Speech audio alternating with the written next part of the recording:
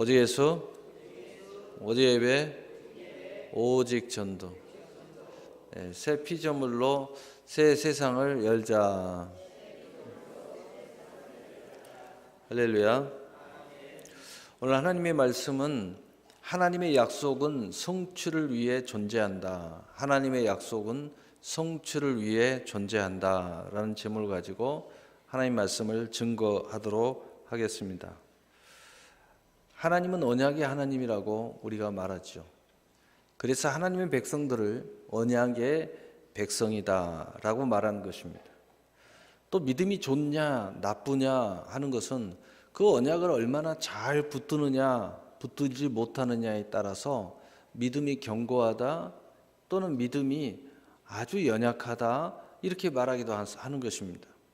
그래서 믿음의 결정, 믿음의 열매, 믿음의 결과, 믿음의 성취의 대부분의 역사는 바로 그 약속을 끝까지 붙잡았느냐 못 붙잡았느냐에 달려있음을 성경 곳곳에서 우리에게 말씀해 주고 있는 것입니다. 그래서 믿음의 마음이라는 뭐냐? 바로 그 믿음을 보존하는 건데, 믿음을 키우는 것인데, 또 그 믿음이 뜨거워지는 것이고 또 그 믿음이 점점점 커지는 것을 말하는 것인데, 다른 말로 이야기하면 우리의 마음에 하나님의 약속이 살아 움직이는 것을 말하는 것입니다. 그 삶이 복된 사람은 삶 속에서 하나님의 약속을 성취해 가는 사람을 말하는 것입니다. 그래서 가장 신령한 것이 뭐냐라고 말할 때에 우리가 무슨 이상을 보고 또 우리가 무슨 신령한 이야기를 하고 또 우리가 무슨 신령한 꿈을 꾸고 또 각양각색의 은사가 내가 가지고 있다고 스스로 자랑하는 것이 아니라 그것을 성취하는 것임을 믿으시기를 바랍니다. 어느 큰 은사를 가졌다 할지라도 그것이 하나님의 약속이 성취되지 않는다면 그것은 죽어 있는 것입니다.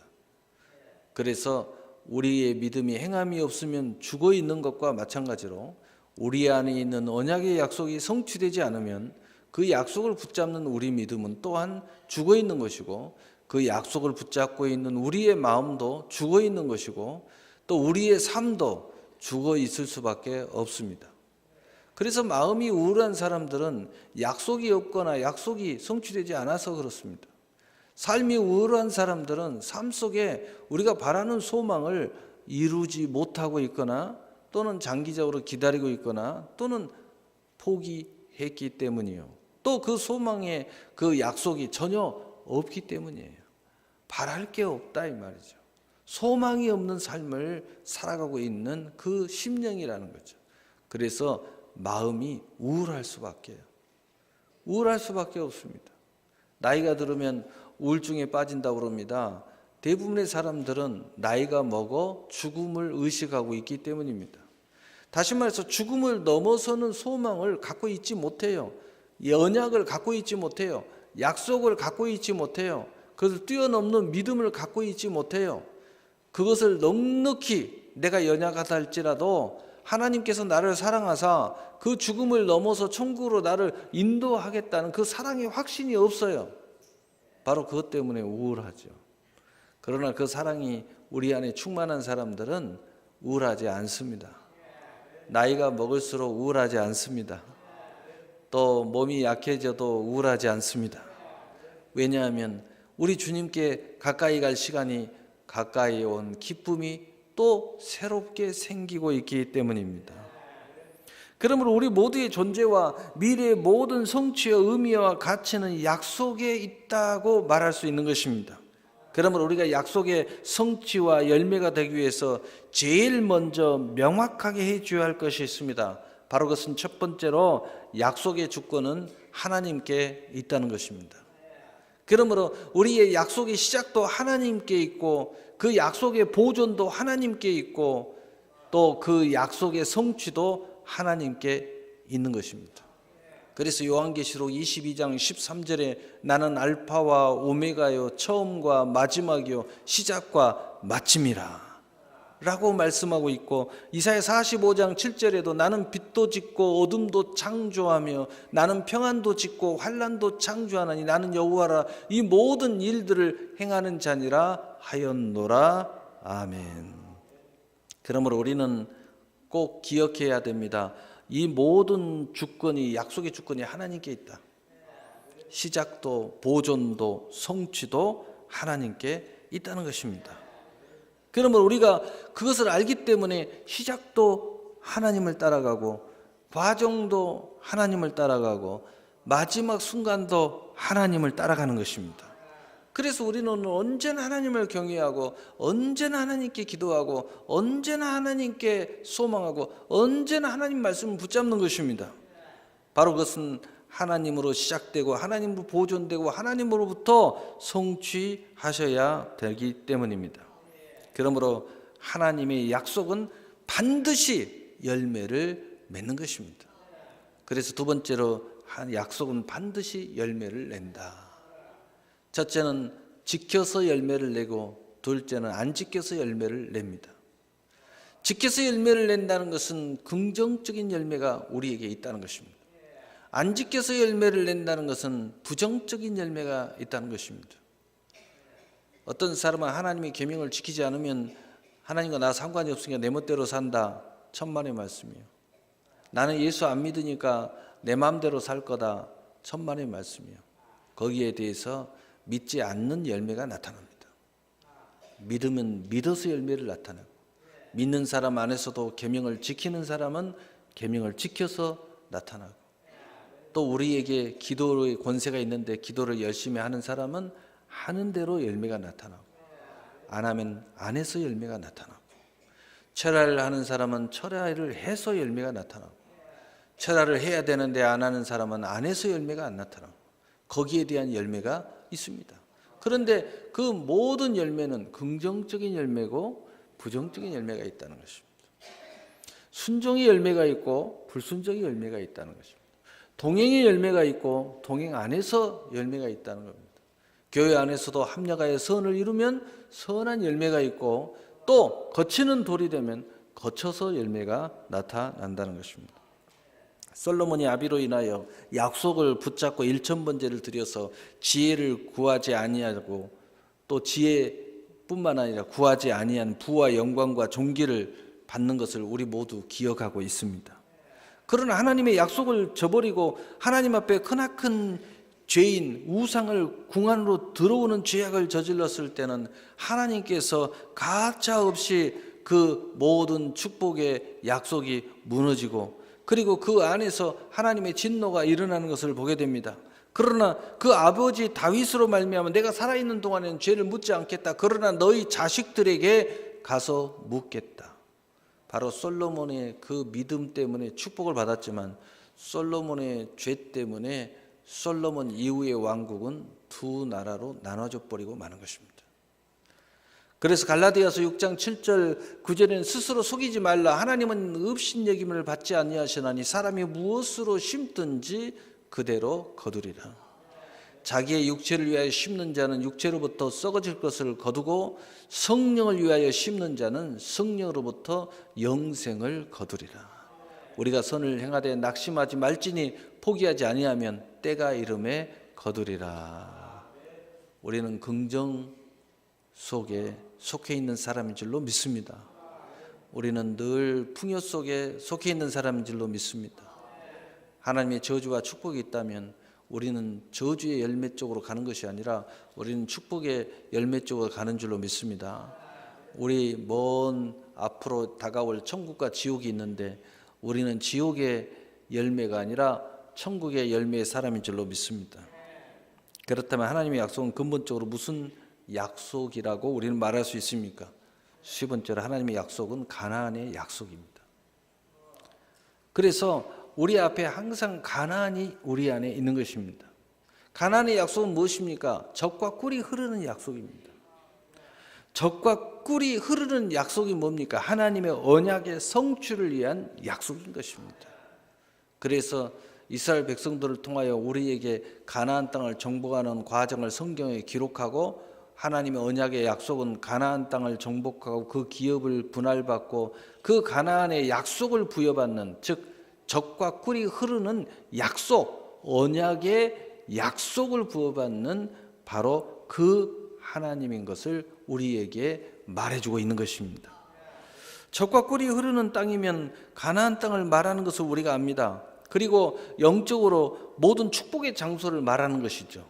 우리는 항상 성경을 읽으면서 약속한 젖과 꿀이 흐르는 땅이 지금 사막으로 가득 찬 지금의 이스라엘 땅을 말하고 있는 것을 알기 때문에 이 가나안 땅은 도리어 사막을 이야기하는 거다. 왜? 사막으로 가야 우리가 영적으로도 풍요로워지니까. 이런 식의 설교와 해석과 적용을 해온 것이 사실입니다. 그러나 제가 여러분에게 늘 말하는 것은 하나님은 그런 하나님뿐만 아니라 우리에게 영으로도 혼으로도 육으로도 삶으로도 천국이 죽어서만 가는 것이 아니라 천국이 여기 있다 저기 있다 할 것이 아니라 너희 안에 있느니라. 오늘 우리 안에도 이 천국의 실상과 증거가 펼쳐질 수 있다. 또 하나님의 축복이 천국 가서만 받는 것이 아니라 이 땅에서도 받고 천국에서 받는다고 늘 말했습니다. 바로 이스라엘이 이 특이한 경제관념으로 세계 경제를 장악하고 있고 세계의 최신 무기는 제일 먼저 이스라엘 땅으로 갑니다. 그래서 이스라엘은 조그만 나라지만 군사력을 자랑하고 있습니다. 전 국민이 요새하고 전 국민이 군대화하고 있습니다. 여자든 남자든 다 전쟁 나면 총을 들고 나가는 시스템으로 돼 있어요. 그래서 전 국민이 항상 군사훈련을 하고 전 국민이 집에 총과 그 다음에 병사들이 입는 군복을 배치하고 있습니다. 정말 무시무시한 나라죠. 그런데 바로 그것이 바로 이런 분야의 세계 모든 분야 두각을 나타내고 있습니다. 그 조그마한 나라, 우리나라로 말하면 강원도 땅밖에 되지 않습니다. 그렇게 작습니다. 그런데 그 큰 아랍의 나라들이 삥 둘러치고 있는데 거기에서 큰 소리 빵빵 치면서 승리해 가고 있습니다. 그런데 오직 하나만 큰 소리를 못 칩니다. 바로 그것은 뭐냐면 에너지 분야입니다. 주변에는 전부 다 석유가 펑펑 쏟아지는데 똑같은 사막이고 똑같은 비슷한 땅인데 유일하게 이스라엘 쪽만 석유가 없어요. 그래서 국가에서 이스라엘에서 1950년부터 분명히 우리도 석유가 있을 텐데 왜 없을까? 다 같은 줄기인데 1950년부터 국가적으로 투자를 해서 석유 탐사를 했지만 실패했다고 합니다. 설상가상으로 주변 아랍 국가들은 절대 석유를 이스라엘에게 팔지 않습니다. 왜냐하면 적이니까. 그래서 멀리 앙골라, 콜롬비아, 멕시코, 노르웨이 등에서 석유를 멀리서 가지고 오는 거예요. 그 송유관을 통해서 가져올 수가 없어요. 다 막아버리니까. 그러니까 배로 바다로 해서 싣고 오니까 이스라엘은 어마어마하게 이 석유 천연가스 가격이 비싸요. 그래서 전기가 어마어마하게 비쌉니다. 엄청나게 비싸게 모든 걸 유지하고 있습니다. 유일하게 그것만 이스라엘이 마음대로 안 되는 거예요. 그런데 지금 이스라엘의 놀라운 소식이 이미 세계를 강타했습니다.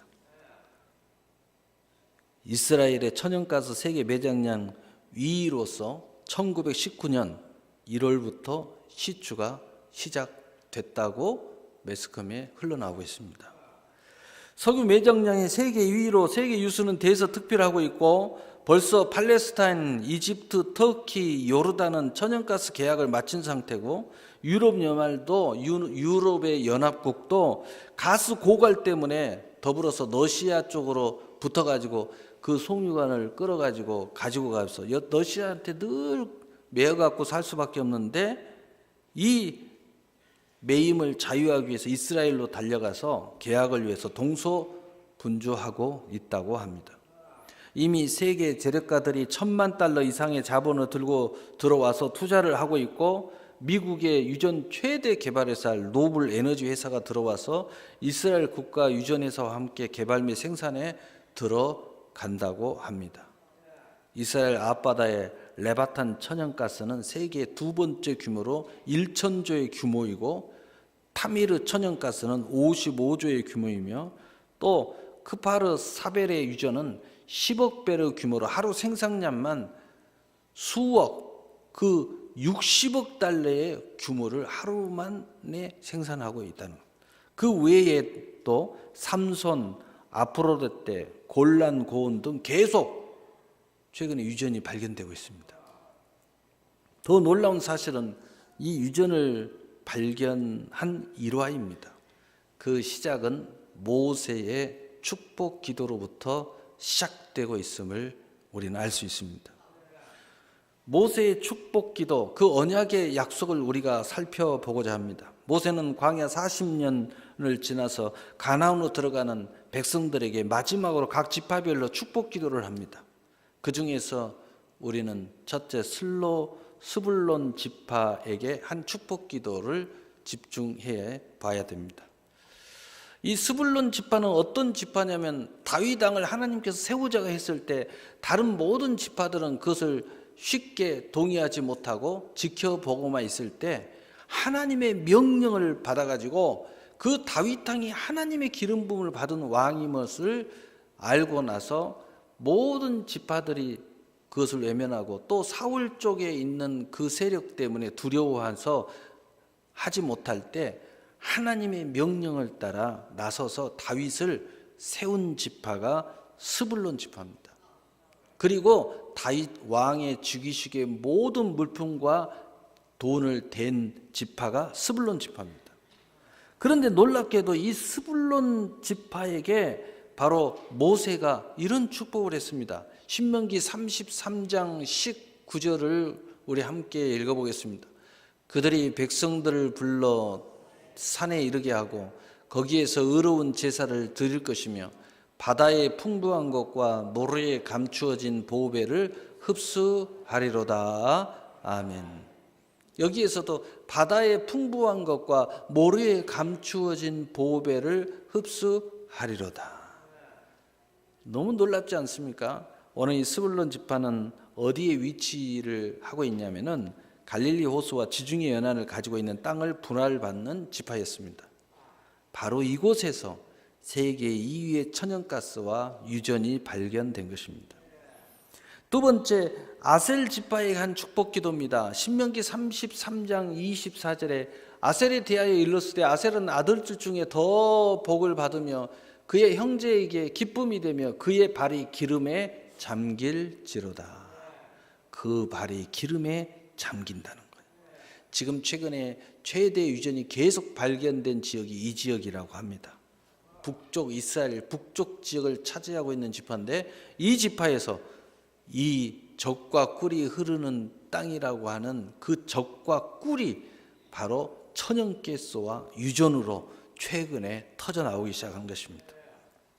더 놀라운 것은 하나님의 약속을 이룬 사람에게 우리는 또한 주목을 할 필요가 있습니다. 그 사람의 이름은 토비아 루스킨이라는 사람인데 바로 그 사람은 현재는 유전 회사인 기보트 올림 회사의 CEO입니다. 바로 이 회사는 이스라엘의 국영 유전 회사 바로 그 CEO입니다. 그런데 이 사람이 처음에 젊었을 때 러시아에서 태어났습니다. 그 다음에 그는 유전 전문가로서 활동하고 러시아 및 세계 곳곳에서 일하다가 나이가 들자 이스라엘의 시오니즘 운동에 발맞춰서 이스라엘 백성들은 세계에 흩어져 사는데 이제 고향으로 돌아가자, 회복한다 그 운동을 하고 있습니다.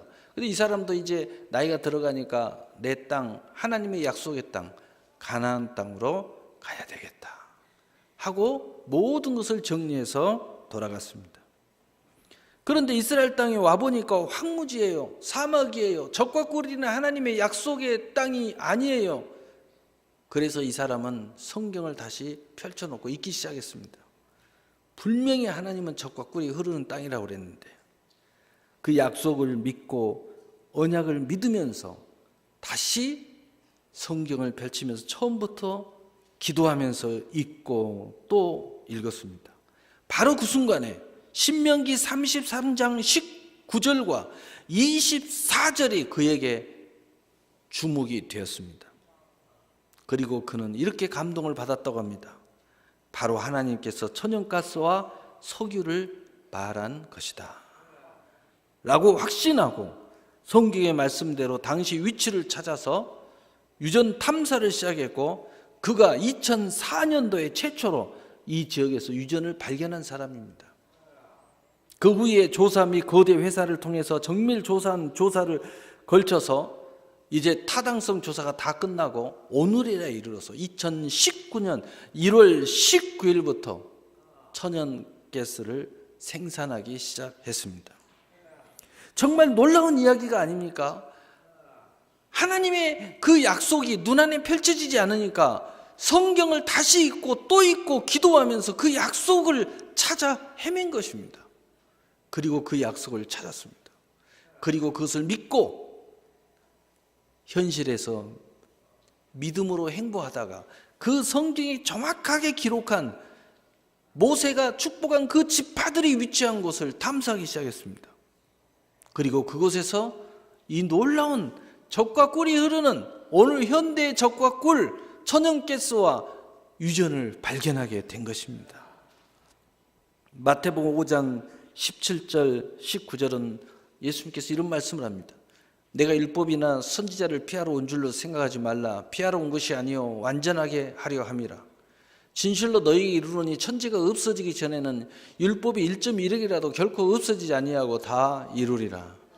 그러므로 누구든지 이 계명 중에 지극히 작은 것 하나라도 버리고 또 그같이 사람을 가르치는 자는 천국에서 지극히 작다 일컬음을 받을 것이요 누구든지 이를 행하며 가르치는 자는 천국에서 크다 일컬음을 받으리라.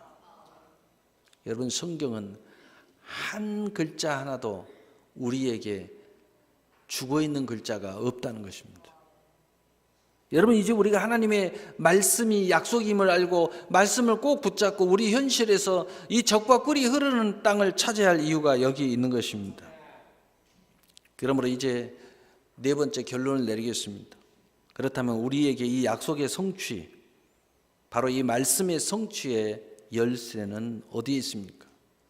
먼저 우리가 이런 확신을 가져야 됩니다. 그래서 로마서 4장 21절은 약속하신 그것을 또한 능히 이루실 줄 확신하였으니 우리가 하나님의 말씀은 반드시 이루어진다는 것을 확신하시기를 바랍니다. 그리고 히브리서 11장 3절에 믿음으로 모든 세계가 하나님의 말씀으로 지어준 줄 우리가 아나니 보이는 것은 나타난 것으로 말미암아 된 것이 아니니라. 여러분, 이스라엘이 지금 이런 놀라운 일이 2019년 1월부터 시작해가지고 세 개의 지각이 변동되고 있습니다. 세 개의 지각은 자원을 통해서 변동이 되는 거예요. 놀라운 일이 지금 벌어지고 있어요. 어제의 이스라엘이 아닙니다, 이제. 그래서 세 개의 지각이 지금 막 뒤축이 흔들리면서 새로운 재편을 하고 있다고 지금 매스컴은 보도하고 있어요. 그런데 신기하게도 우리나라 매스컴은 말하지 않습니다. 여러분, 인터넷 들어가면 난리가 났습니다.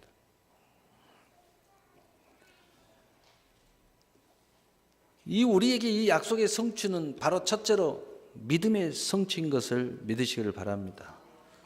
그러므로 믿음을 앞세우고 실상을 이루십시오. 믿음으로 행하십시오. 믿음을 앞세우고 나가면 반드시 성취가 일어납니다. 그래서 히브리서 11장 1절 2절은 믿음은 바라는 것들이 실상이요 보지 못하는 것들이 증거니 선든들이 이로써 증거를 얻었느니라. 아멘입니다. 두 번째로는 기도의 성취입니다. 오직 기도를 앞세우고 나가면 성취가 일어나는 것입니다. 그래서 여러분, 새벽기도 감동을 받은 사람은 새벽기도를 앞세우시기 바랍니다. 철야기도를 감동을 받았으면 반드시 철야를 인생에 앞세우고 나가야 됩니다. 금식기도를 감동을 받았으면 금식기도를 앞세우고 나가는 것입니다. 그래서 시편 99편 6절에 그 제사장들 중에는 모세와 아론이 있고 그의 이름을 부르는 자들 중에는 사무엘이 있도다. 그들이 여호와께 간구하며 응답하셨도다. 예수님은 이 말씀을 우리에게 이렇게 주셨습니다. 요한복음 16장 24절에 지금까지는 너희가 내 이름으로 아무것도 구하지 아니하였으나 구하라 그리하면 받으리니 너희 기쁨이 충만하리라. 기도를 앞세우세요. 그 기도는 많은 유형들이 있습니다. 우리가 함께 기도하는 유형도 있고 새벽 기도가 있고, 그러나 이 모든 것이 할 수 있다면 우리의 규례와 또 계명에 따라서 한다면 여러분의 모든 성취가 여러분 안에 일어나게 될 것입니다. 세 번째로 범사의 때에 성취를 이룬다는 사실을 우리가 확신해야 됩니다. 이 성취가 때를 이루어야 돼요. 이스라엘 백성도 보십시오. 1950년대부터 국가에서 전폭적으로 지원을 찾아도 그렇게 나오지 않았는데, 그게 2004년에 발견을 핏두로부터 시작해서 이 긴 세월 동안 타당성 조사와 모든 발굴을 시작해서 오늘에 이르러서 이제 뚜껑이 열리게 된 것입니다. 그러므로 우리가 인내해야 됩니다. 하나님의 약속을 확신하고, 때로는 기다릴 줄 알고, 때로는 잠잠할 줄 알고, 때로는 불처럼 일어나서 뛰어갈 줄 알아야 되는 것입니다. 그래서 하나님 언약의 약속을 붙잡고 믿고 쉬지 말고 기도하면서 때를 이루면 성취가 일어나게 되는 것입니다. 그래서 히브리서 6장 14절 15절에는 이르시되 내가 반드시 너에게 복주고 복주며 너를 번성하게 하고 번성하게 하리라 하셨더니 그가 이같이 오래 참아 약속을 받았느니라. 성취했다는 것입니다. 오늘 말씀의 결론을 내리겠습니다. 하나님의 약속은 성취를 위해서 존재합니다. 그러면 우리는 믿음을 앞세우고 말씀을 붙잡고 기도하면서 성취의 인내로 때를 이루며 행해야 됩니다. 그 행함이 멈추지 말아야 됩니다. 그때 수많은 증거의 성취가 여러분의 영광이 될 것입니다. 사랑하는 성도 여러분, 하나님 말씀은 살아 운동력이 있어 천지만물을 창조하시고 오늘 우리에게 영과 생명으로 역사하고 계시는 것을 믿으시고 늘 체험하시고 늘 동행하시기를 바랍니다. 반드시 창조의 권능의 약속은 우리의 모든 일과 사역의 성취가 증거로 나타나게 될 것입니다. 그래서 수많은 간증과 증거가 쏟아지게 될 것이고 그 안에서 믿음의 가문이 세워지고 믿음의 기업이 세워지고 믿음의 교회가 든든히 서가는 것을 보게 될 것입니다. 그리고 여러분은 여기에서 끝나지 않고 하늘과 땅의 산과 멸관의 주인공이 될 것입니다. 바로 여러분이 이런 주인공이 되시기를 바랍니다.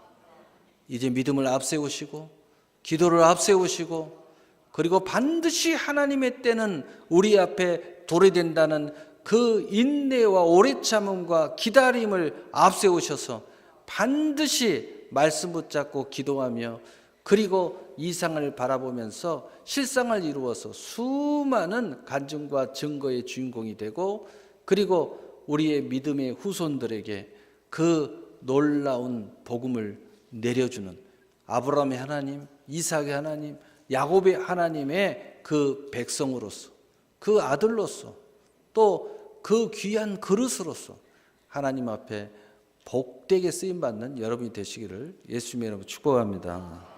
사랑의 하나님 아버지